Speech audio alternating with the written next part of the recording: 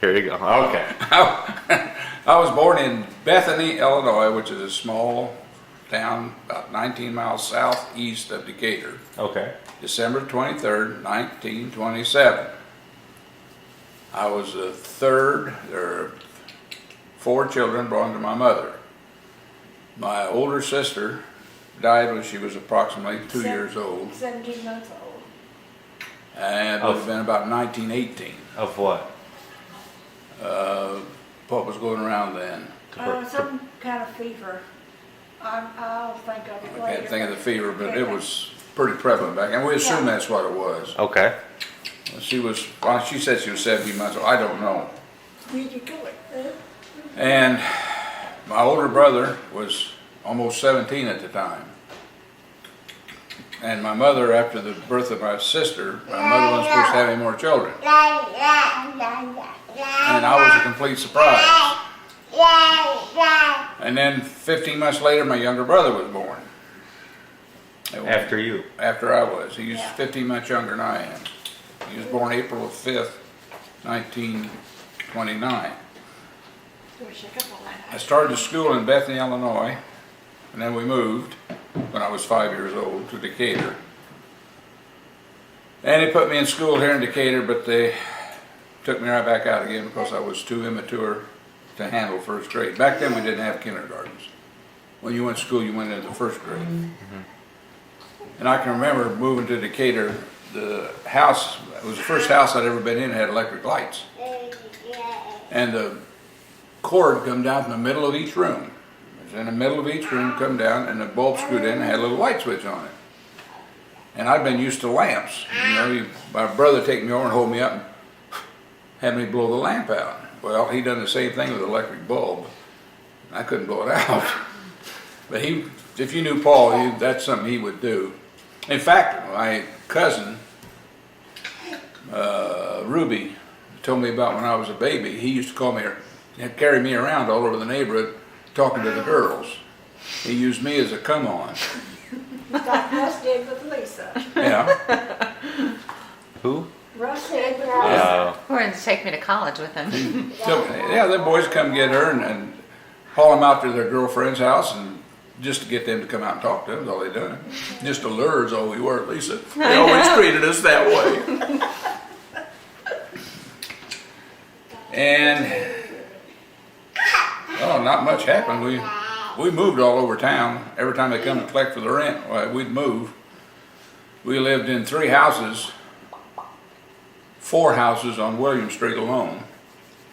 I went to Garfield, then I went to Ulrich, then I come back to I started Roach, not Garfield, I went to Roach first. About the third grade, I went to Ulrich when we moved to another house. And then we moved from there back to William Street, and I went back to Roach. And we moved from this William Street to another William Street.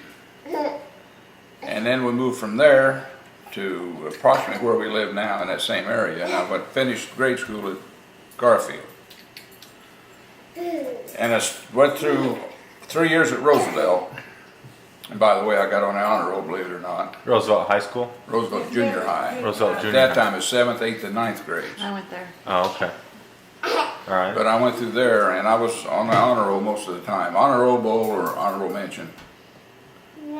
And then when I went to high school, I was actually ashamed of the clothes we was wearing. And I didn't want to go to school. I hated school. And I dropped out. And I worked as a mechanic I was a mechanic's helper. I was a mechanic. For a few months, and then I joined the Navy. And was sent to... You were 17 when you joined I the was Navy? 17 when I went in the Navy. I was sent to Great Lakes. I was up there for approximately 6 weeks. Up in North? Great Lakes, Illinois. All right. Naval Training Center. And I was shipped there to Aviation Machinist School in Norman, Oklahoma. That base now is a Norman, Oklahoma campus. Oklahoma University is now where the Norman, what do they call it? Naval Air Training, whatever. That's been a long time. Yeah. And I finished there and got my first promotion there. if you got a certain grade in the class, then they promoted you. So I've come out of that as a seaman first class and sent to Washington D.C. And about 9 months later, I got another promotion, And you were a mechanic in the an aviation machinist. I aviation? worked on airplanes. Okay. I made third class there in just about 9 more months. And then approximately a year later, I made second class, petty officer. And right a bit before that time is when I met, and from there on, everything went downhill. Right? Anyhow, we was married, and I think I got second class after we was married, didn't I? Yeah, I think so. I think I made second class after we was married. When did you meet? In 1946. We was married in 47. Cradle robber. It was a blind date? Yeah. Yeah, it was a blind date. And we wanted to go skating. The other couple wanted to go to something, had a floor show or something. And that SOB didn't have any money. I had to pay for it all and had to borrow money from her to get it. And if I hadn't borrowed that money, I'd have been a free man today. Because I went back and paid it back, and I should have said, bye. I'm telling you the truth. This is the truth. Is it not? Yeah, I know, I told him that. I never heard that story until she told it. Yeah. I had to borrow $8 from her, and I guess I paid for the whole thing. I don't think that dumbass had anything. $8? $8. That's a lot of money at that time. Yes, it was. Considering I was making $10 one pay and $5 the next. So I was still supporting my family back home. Wow. And That's a lot of money. one thing led to another, and her being so much older than I am, she led me down the path, and we got married. How A much? month. She's a month older? 26 days. Considerable amount. And we lived in Washington D.C. and our oldest boy was born there. And then I got out of the Navy, and I stayed out. But then we come to Decatur, Illinois. I worked as a little bit of everything. Decided to go to, well, I worked at the post office for a while, and that was the most miserable job I ever had in my life. Inside all the time, couldn't see out, couldn't do nothing. And then we went to Nashville. I went to St. Louis and then started a diesel school down. Well, I finished the diesel school there. And then we went to Nashville, Tennessee, and I took another automotive course. And she was pregnant then with another one, Which was? Mary Beth. Mary Beth. Meredith was born in Decatur, and then we went down to Nashville after that, and I was pregnant with Russ in Nashville, and he was born in Nashville. Okay. Yeah, Anyway, I took a welding course, and I was a welder for several years. Made probably the best money I ever made. I made welding. And then about the time they got ready to shut the plant, I saw it was happening. And I had What were you welding? arms, bombs, Oh, for World War. for the Korean War. Oh, okay. I was a heliarc welder. And we heliarc welded the fins. And I saw they were closing, and I'd been working part-time at a motorcycle shop, and he offered to pay me as much as I made on both jobs to come and work for him. Let's leave her here. To come and work for him, which I did. I worked there about 5 years Working on on motorcycles? motorcycles, yeah. In And fact, I was the only mechanic there. You've always had a motorcycle? No, not always. I was a little kid once. Yeah. My older brother used to bring his motorcycle over and leave it at our house. I don't know why. When I was about 15, I used to steal it. Take it out and ride it and park it back. Hell, he never knew. It was a 1938 blue 61 cubic inch. Anyway, I don't know how many motorcycles I've owned. I owned Bunch of them. 100 of them. And I finally quit the motorcycle shop because the guy was just too damn demanding. And he had his son coming up. Wow. And I knew what was going to happen, that he was going to train his son for the job and then fire me. So I beat him to it. I quit before he had a chance to do that. This kid was a little SOB. when it worked out at Mueller's, I worked there about a year. Euler's? Mueller's, they make plumbing stuff. Uh-huh. See stop box out in front of your house? A stop box is where they turn the water off and on. Yeah. Probably was made in Decatur if you go check it. I worked there about a year and then I was laid off and read in the paper that they was gonna hire police dispatchers. So I went up, took the test, and was appointed first out of the bunch as a dispatcher, and I was in there for 11 months. Well, at the test come up, they was gonna hire some patrolmen. I thought, hell, they make more money than I do, I'm gonna try that too. So I come in first on that test too. How old were you when that I started? was 33 when I went on the police department. I was almost too old. And I was appointed first on September 18th, 1961. I went on the police department. After about 3 years, I was appointed training officer for the police department, which I took the new man that come in and trained him. We'd have classroom work, and then 50% was classroom, 50% was street. I'd assign them to different men out on the street. And the theory there was, I wanted to ride with the good cops and the bad cops, and let them make up their mind which was which worked out very well. Well, first class was 4 men. Out of the 4, 1 made it to retirement, which is pretty good. There's an awful lot of turnover in the police department. And in 1965, I was promoted to detective in April, wasn't it? April '65. At the same time I'd taken the detective test, I took the corporal test. With Corp? Corporal. Oh, okay. So I finished first on the detective test and last on the corporal test. Well, actually the guy that finished 2 ahead of me didn't even pass the test. I'm telling you, this is politics. Yeah. I don't care how small the department is, political, all political. So the first 5 were promoted. It was a detective test that I come in second on the corporal and last on the detective test. I've got them backwards. They appointed all the detectives down. They got down to the guy 2 ahead of me. And the lieutenant on the shift at that time was named Linston, who later became chief.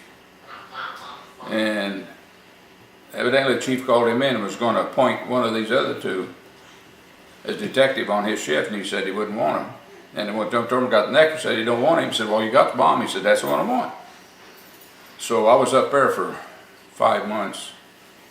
I'd done a little stint as a juvenile officer too, but I was only there about a month and a half. About 6 weeks. The guy that had been juvenile officer quit. He was gone about a month, come back and give him his job back and put him right in the back in juvenile. I'd have put him on 3rd shift in patrol. Yeah. But anyway, after I passed the detective test, I was up there only about 5 or 6 months. I was promoted to corporal on 3rd shift. I was there about a year on 3rd shift, took the sergeant's test. There was 3 of us available for the job. Took the sergeant's test. I was first, Ed Phipps was second, and oh boy, Lycan was 3rd. So I was already on 1st shift, so they just kept me on 1st shift. And I stayed there until I retired. Several times I was the only command officer on. I was a command officer on 1st shift. I was in charge of the whole shift. I only had 1 sergeant working for me. And then I was been sent over to the other shifts when they had problems, command problems on the other shifts. I had been sent over to them and do 2 weeks or 3 weeks on the 3rd shift or 2nd shift. And I was still training officer. In the interim in here, they had some problems with the communications. They had taken the fire department and the police department and made them into one group as far as communications. In other words, we had 2 dispatchers. One was for police and the other was fire. Yeah. But they was both under the supervision of the police department. Well, about a month into it, they called me into a meeting with all the higher ups in the city government and me. and they said they was gonna would like me to be in charge of the communications. And I told them, well, I don't think I can do that, but they had a Captain Slade there, was right directly under the chief. And I would have to be telling lieutenants what to do, which you can't do. If you have, military, you can't do that. Yeah. So I said, well, put him in charge of it and I'll work directly under him. Well, that was a big mistake because he was gutless and couldn't make a decision. Yeah. I'd have to go to him and he'd say, well, you better go take that up with the chief. So I finally just eliminated him, went straight to the chief with anything. And I held that job until I retired. I retired September 18th, 1986. And I've been retired ever since. Didn't last long. No, that wasn't bad. You have any great stories from the police force? Oh, I was in a gunfight. Were you? Well, just one. Just one? Just one. One's enough. You're right. What happened? Well, I was out on the northeast end of town. The call came in, a man with a gun was threatening his wife. So I was outside supervisor that day. It was out by the lake, which would be southeast. And I got there as fast as I could. They sent one officer and an officer back up. But anything of nature like that, I was always there. Yeah. It was my job to supervise and make sure everything was done right. Well, as I got closer to the place, I turned to go down the street where it was, and I heard gunfire. 2 shots were fired. I got there and pulled up, and I'd already had the shotgun out. When I turned the corner, I already had the shotgun out. Because if you got a pistol, I want a shotgun. If you got a shotgun, I'm going to find a cannon. I don't want to go in there with anything smaller than you got. Yeah. And one of the stepsons of the guy that's been doing the shooting come out and told me that he'd shot one of my officers. Well, there was a boat, a pretty big boat in the driveway. There was an old Chrysler in front of it. So I come up there, and the guy told me that it was officer shot, and I yelled, "It was Ashenfelder, where you at?" No answer. "Ashenfelder, you all right?" "Hell no."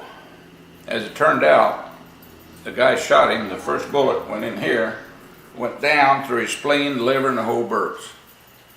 And I can't do anything. So I called for the guy to come out, and he come out. I said, "I want to go and get my officer," and he took a shot at me. And laid down. He was left-handed, laid down out the door. There was one of these houses with a double door. They only put a single door in, and on each side is 3/8 plywood insulation, and then Delilah, go on. plasterboard on the other side. Well, he was behind that, shooting at me. So I emptied the shotgun into that position. Slug tore him loose here, went through here and messed this all up, got in his arm, which he couldn't use his left arm anymore to shoot with. He started shooting with his right, and he wasn't very accurate. He put a bullet in one of the squad cars, the red light bar across the top, tore one of them up, one into the roof, and I called for help. After I shot all my shells, I was done. I only had 3. I was done. And they finally got there more help, and we finally was able to get the guy out of the house. And he was in intensive care for, 2 months, I guess. Really? And the officer was there he was in the hospital probably 5 months. Did he make it all right? Yeah, he had a limp for quite a while. He kept dragging his foot, his right foot, and he got all right. As far as I know, he's still working. I don't know. Really? As far as I know, he's still up there. There was another officer got shot, but he wasn't hurt. A bird shot in his leg. He had 3 or 4 pellets. The guy was shooting a shotgun or a handgun, or? He had the officer's gun. He shot the officer with a 22. Yeah, that's what it 22 sounds. pistol. Yeah. Now like that. And Lisa, When call we- the dog. when I shot at him, I had an ejection pin on it's a H&R. Had a pin you pushed, the cylinder flopped out and you reload it. Well, it bent that pin, he couldn't reload it. So he emptied the 38 at us. Well, he's shooting left-handed now, he's not too good. But he still had a shotgun. And one shot hit the pavement and glanced up and hit one of the officers in the leg. He took off about a month or half, 2 months after that. They didn't even take him out. It wasn't, you know, it wasn't that bad. And he spent, quite a time in the hospital. He was in a room there, and I got a call on the radio. Officer called in. We had a guard on him. And he wanted to know what to do. Mr. Finke wants to check out. His name was Finke. He wants to check out. And I said, you get in there and shut that door, lock it, and don't let anybody in except me. No doctors, no nurses, no nobody. So I went out there, and Dr. Stasser was the medical director of St. Mary's Hospital. And is also a personal friend of mine. And we had a meeting to decide whether he can be released or not. And his wife didn't want him to be released. The reason he got mad because his wife wouldn't have sex with him in his room. So he was going to get out of there. So we got all the papers. I took him down there, he signed them, and we took him and put him in jail. And he got 10 years, something like that. He was out. I'd been retired a couple of years when he got out. And I got a call from the police department, said, well, he was on the loose. I said, well, if he calls in, ask where I live, you be sure and tell him, then call me. But he never did. But what had started it all, he wanted to buy a new boat, and she wouldn't let him. And he took 2 shots at her, which was the instigator of the whole thing. Wow. And when we bought him out, he was in the house. He went downstairs. It was a bi-level. And he went down in the garage and started a fire in the garage, and a step-grandson of his, baby, was asleep over this. Well, the fire department's not going to come in there. Why should they come in and get shot at? You couldn't come in because all the idiots listening to the radio had the street blocked. You couldn't get in or out. And we finally got the guy out of the house, and his wife ran up and looked at him. Of course, he was real bloody. And she said, them son of a bitches shot him. Look, that son of a bitches shot him. He shot 2 officers. That's okay. No. Yeah. And after it was all done, he was sent to penitentiary. Well, he was in jail. They got a divorce. He signed the house over to him, and the county had to pay all his bills. You're filthy in the back. Now that's something else. But he wears a beard now, by the way. Yeah, I bet. And he's got a beard, full beard. I bet he does. Tell me about, didn't Stella's mom live with you for a little bit? Who? Lisa? Oh my, let's don't go into that. You don't want to go into that? I don't want to go into that. I heard you have some good stories. Oh, I couldn't think of them right now, could I, Lisa? No, you couldn't. See? Well, let's hear a couple. I don't have a story. I've already told you about her.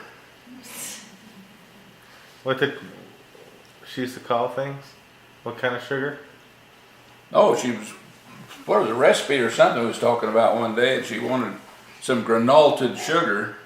Confectioner sugar. Some what? She wanted confectioner sugar, but that's what she was called. She called it granulated. Granulated sugar.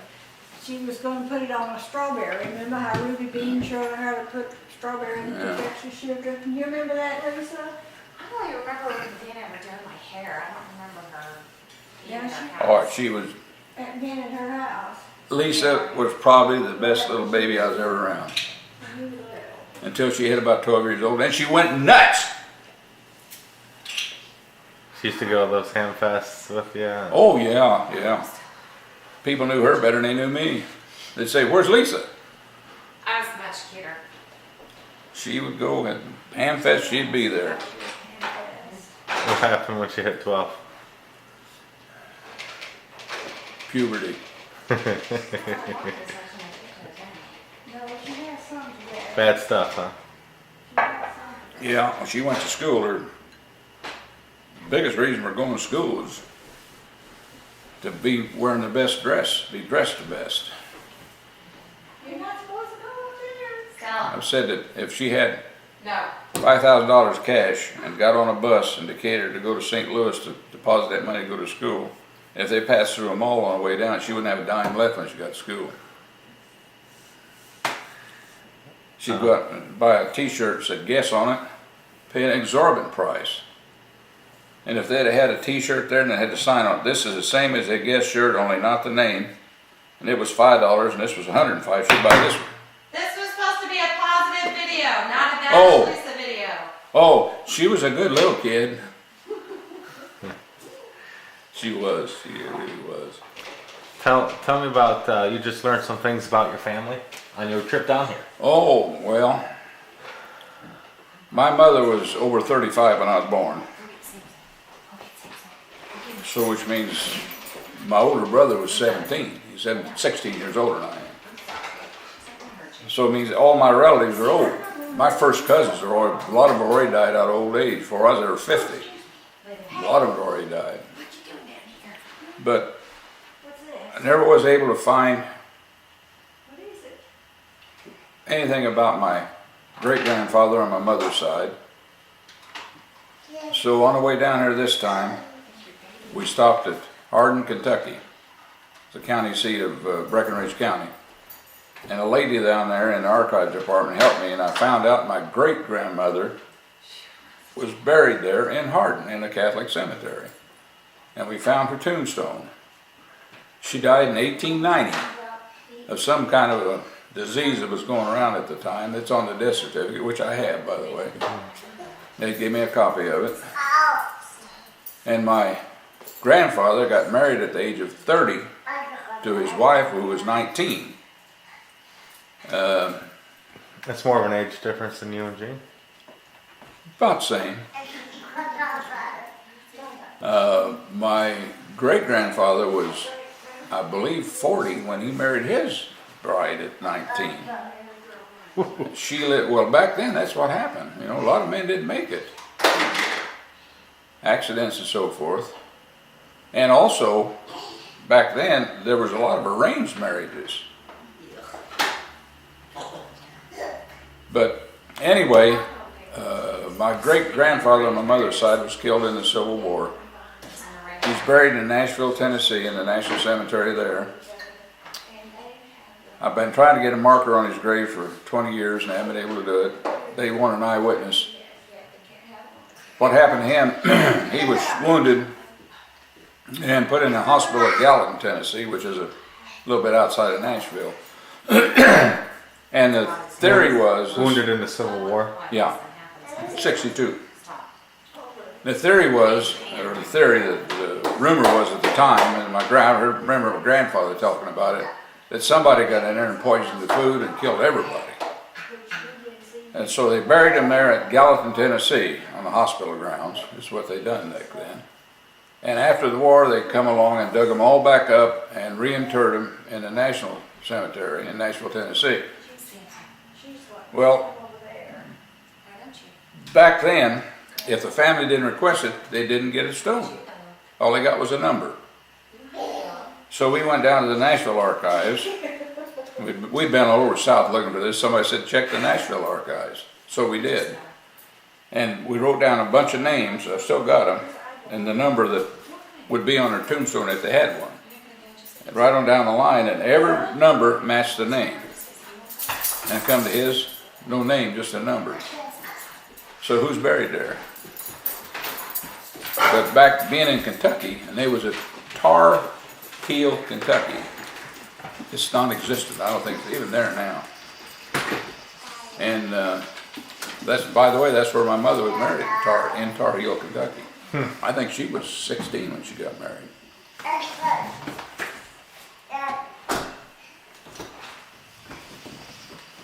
But we got a lot of information.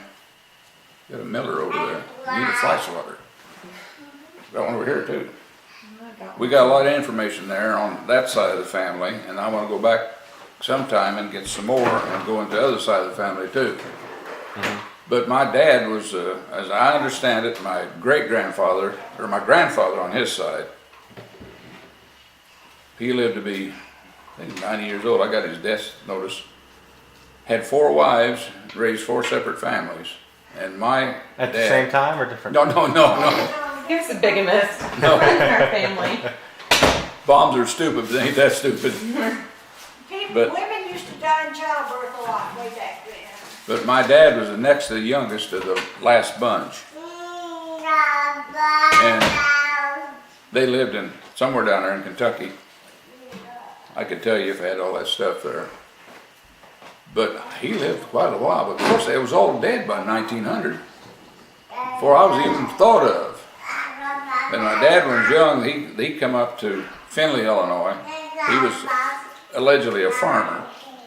But he come up to Findlay, Illinois, and worked on a farm there, and finally settled in Bethany, Illinois.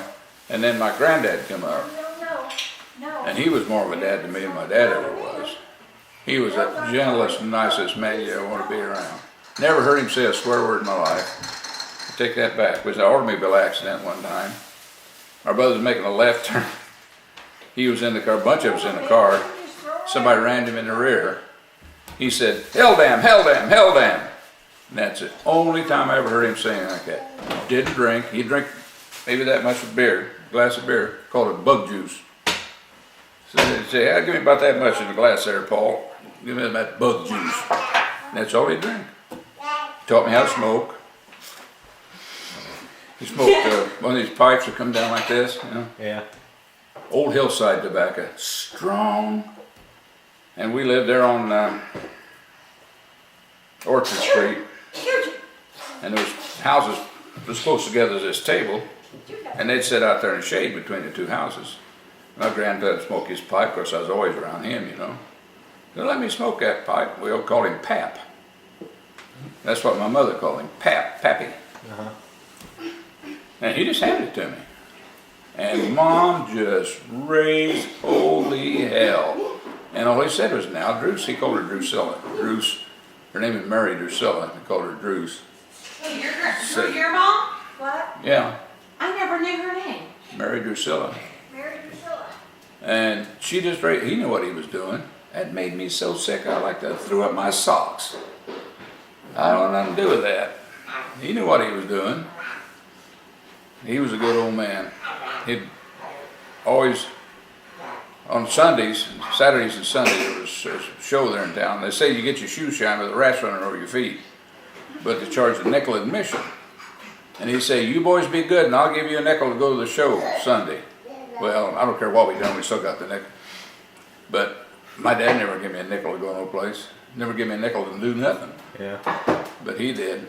Of course, he was on a pension. He died in 1939, 78 years old. He was a good old man, a hard worker. In fact, when he was 76, 77 years old, he helped my brother build a house. Wow.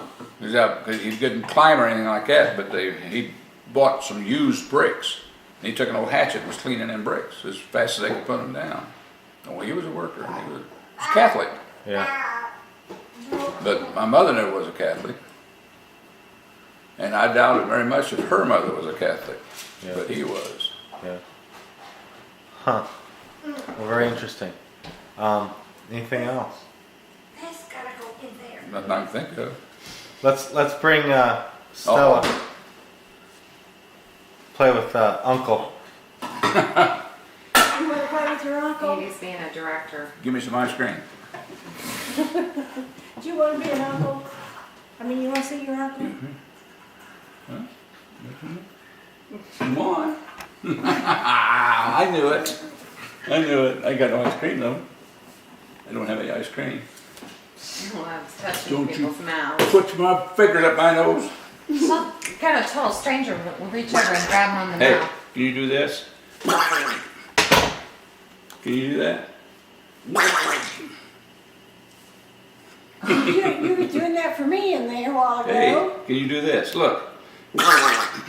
She knows Camera. she's on the camera. Camera. Do this. What's she do? I don't know what she's trying to do. She just wiggles them. Bouncer. Very Stay wiggles them. there. I have to be independent. Stella likes to bounce. Yeah, she likes to bounce. Start calling her Tigger. Stella likes ice cream, but she never gets any. Yes, she does. You come up with me and I'll give you some ice cream. I think she got a whole scoop tonight. Yeah, I think so too. Didn't you, Stella? Didn't you? You got a whole How much scoop. your ice cream? Just just She like likes- that camera. She likes chocolate. Yeah, she does. Just like mommy. Mommy likes chocolate. Look at her. And she's pulling herself up, standing up in my lap. And Stand up. Well, What's I the can- Matt? Hey, whoa, yeah, whoa. that's what she was doing. She was watching herself. And Stella, kiss? Oops. Stella, kiss? Oops. Stand up. Give me a kiss. Good girl. Good girl. Lisa's just gonna kiss. Ah. I haven't got. I figured maybe I'd teach her 2 steps at a time because this is pretty difficult. This is the next step. Stella, blow me a kiss. Mwah. Stand up. You don't She's get to do that when I'm not here, do you? She's gonna grab that glass right behind you, guaranteed. Say, I'm ahead of you. Ooh, I saw those glasses. Ooh, Get out of my way. I'm gonna get him. look at all that fun stuff. She's headed for the glasses. Of course she is. And the china. Yeah, good idea. Put her on the table. Well, Look here. She got the water bottle. yeah, she had it in her mouth. She was drinking. Here. She's gonna pour that all over her. She poured all over herself. I don't care. At least I'll clean her up, huh? Yeah.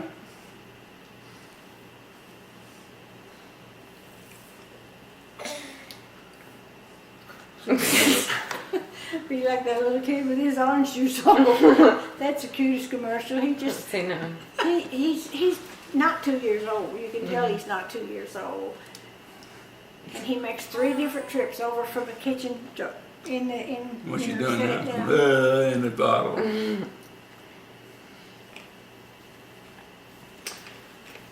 well, You slobbered all over. That's okay. It's your mother's. I guess. You want a drink? Here. Drink.